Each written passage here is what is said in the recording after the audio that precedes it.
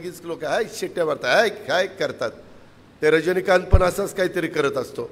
आत्ता काहीतरी आजारी होते म्हणून काल मी बातमी वाचली. ते खरं तर आपल्याच मावडीचे, किती लोकांना माहिती आहे मला माहीत नाही. त्यांचं मूळ गाव पुरंदर तालुक्यातलं मावडी आणि त्याचं नाव शिवाजीराव गायकवाड. ते कोल्हापूरला होते, नंतर गेले तिकडं जाताना त्यांना बस कंडक्टर म्हणून नोकरी मिळाली. ते बस कंडक्टर असताना त्यांना सवयच असं कुठले तरी स्टाईल मारायची, गॉगल घालायचा, कुठं तरी काय करायचं. आणि त्या बसमध्ये नेमका एका निर्मात्याने बघितल्यानंतर निर्माता हा पूर्णपणे मराठी माणूस. निर्मात्यांनी कोल्हापूर आणि कर्नाटक जवळच आहे. म्हणजे तिथं आता मी परवा चंदगड आणि गडिंग्लज वगैरे गेलो होतो. ते म्हणले की दादा आम्हाला 4 भाषा येतात, त्याच्यामध्ये कर्नाटकी पण येते, मराठी पण येते, हिंदी पण येते आणि इंग्रजी पण येते.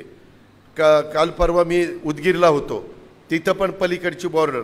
ते म्हणले आम्हाला तेलुगू येतं, कन्नड येतं, मराठी येतं आणि हिंदी येतं. अशा भाषा बॉर्डरवरच्या असल्यामुळं त्यांना त्या ठिकाणी येतात. त्याच्यामुळे ह्यांनाही येत होत्या. ह्यांनी तिथं जाऊन त्यांना एक चित्रपट मिळाला.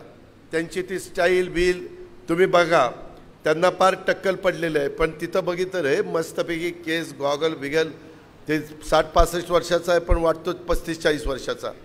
आणि त्याचा म्हणतात, म्हणजे मी काही कुणी नाही, पण म्हणतात ते एका चित्रपटाला 200 ते 250 कोटी रुपये घेतात. एका चित्रपटाला कलाकार म्हणून 200-250 कोटी रुपये घेतात. आणि त्यांचा अभिषेक दुधाने टाकतात. आणि मुंबईत पण चित्रपट लागले तर तिकडची लोक आदल्या दिवशी रात्री लाईन लागून बसलेले असतात एवढा.